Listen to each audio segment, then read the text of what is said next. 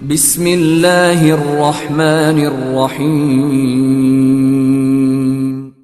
In the name of Allah, the Beneficent, the Merciful. अस्सलामु अलैकुम वरहमतुल्लाहि ताला वबरकातुहू। दोस्तों, आज जिस उन्वान पर मैं आपसे गुफ्तगू करना चाहता हूँ, शायद आप भी ताज्जुब करेंगे और मुस्कुरा रहे होंगे कि बूंदी का एक उन्वान मैंने आज आपके सामने पेश करने का इरादा किया है। दरअसल हिंदुस्तानी मुसलमान और बूंदी का एक ख़ास ताल्लुक़ है। हिंदुस्तानी मुसलमानों में साल हा साल से सैकड़ों सालों से बूंदी इस्तेमाल करने, बूंदी की तक़सीम करने, शीरीनी की हैसियत से उसे लोगों में आम करने का रिवाज फैलता जा रहा है।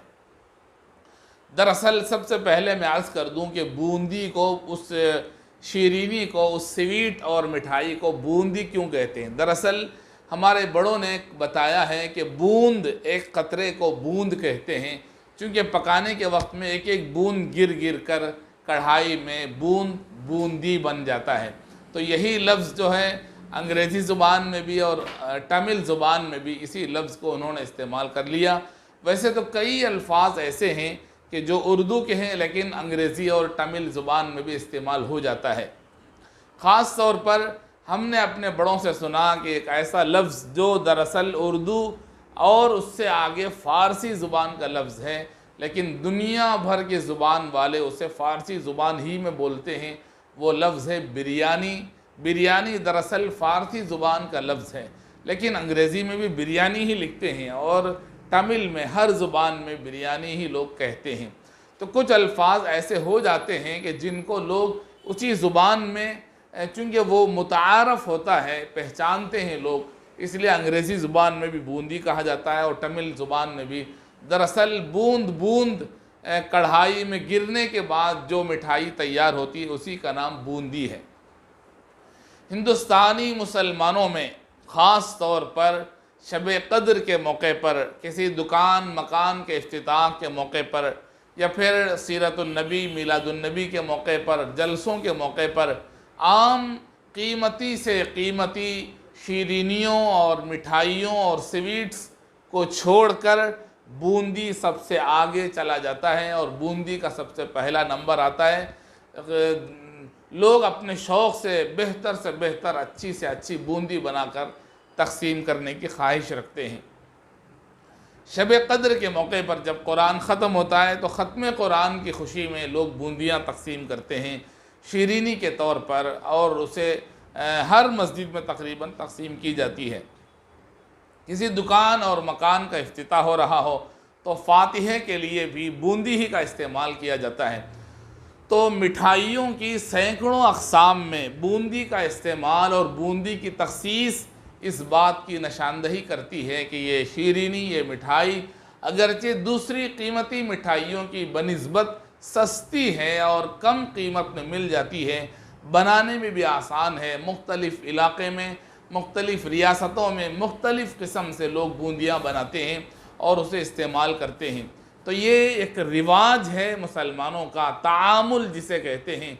इसको कोई आदमी परेशान होकर ये सोचने पर मजबूर हो जाए क्या ये बूंदी बिदात है, इसलिए कि रसूलुल्लाह सल्लल्लाहु अलैहि वसल्लम के ज़माने में नहीं थी, तो ये नादानी है। इसलिए कि एक बतौर बहैसियत शीरीनी इसे तक़सीम की जाती है और लोग इसे इस्तेमाल करते हैं।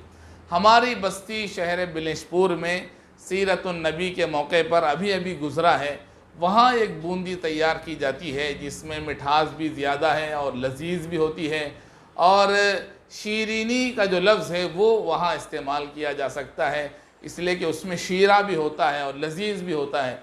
तो लोग अक़ीदत से वो बूंदी ख़रीदते हैं और अपने घरों में उसे इस्तेमाल करते हैं। तो ये तमिल ज़ुबान में आपको ताज्जुब होगा कि तमिल ज़ुबान में भी एक ऐसी ज़ुबान है कि जो अंग्रेज़ी की तरह एक अधूरी ज़ुबान कहा जा सकता है, यानी कि हर चीज़ के लिए लफ्ज़ मुतय्यन नहीं होता। जैसे आप देखेंगे कि ट्यूब लाइट जिसे हम कहते हैं, उर्दू ज़ुबान में बल्ब कहते हैं, लेकिन तमिल ज़ुबान में गेडबार विलक्क कहा जाता है, यानी गेडबार सब्बल को कहते हैं और विलक्क रोशनी को कहते हैं, सब्बल की रोशनी ट्यूबलाइट के लिए, और जो पुराने ज़माने में बल्ब होते थे उसको गुंडू विளக்கு कहा जाता है, यानी बल्ब जिसे कहते हैं।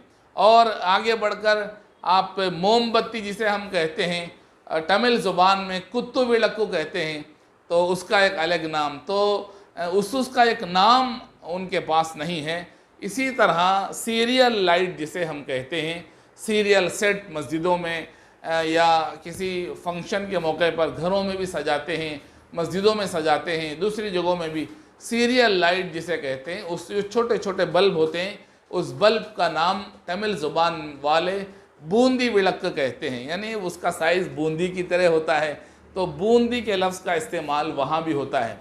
हर इलाके में अपने अपने जायक़े के हिसाब से बूंदी तैयार की जाती है। बाज़ छोटे छोटे साइज़ के बाज़ इलाक़ों में लोग पसंद करते हैं, बाज़ इलाक़ों में बड़े बड़े साइज़ के पसंद करते हैं, और उनके अंदर शीरा भरा हुआ होता है आटे के साथ।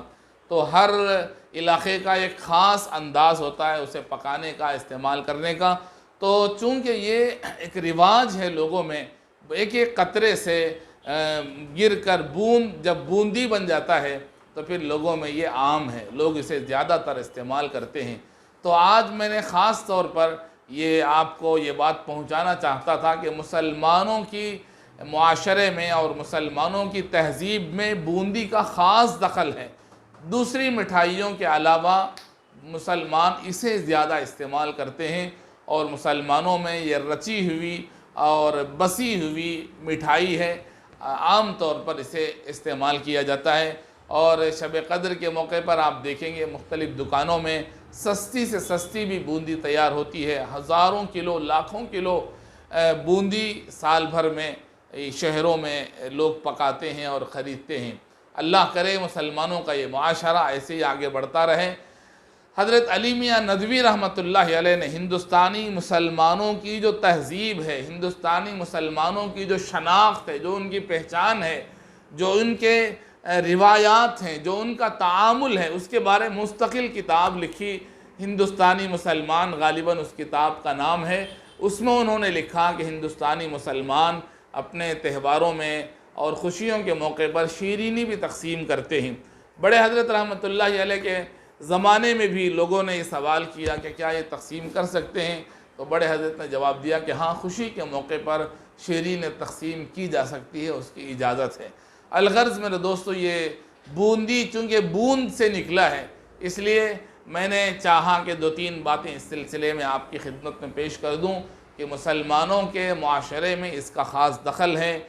और छोटे बच्चे जब पढ़ना शुरू करते हैं या कुरान शुरू करते हैं, कुरान ख़त्म करते हैं, या ऐसे ही मुख्तलिफ़ खुशियों के मौके पर दूसरी मिठाइयों, कीमती मिठाइयों की निस्बत मुसलमान बूंदी ही को तरजीह देते हैं। अल्लाह तबारक व तआला मुसलमानों के इस तामुल को में बरकत दे और इत्तिहाद और इत्तिफ़ाक़ मुसलमानों में कायम रखे। अस्सलामु अलैकुम व रहमतुल्लाहि तआला व बरकातुहू।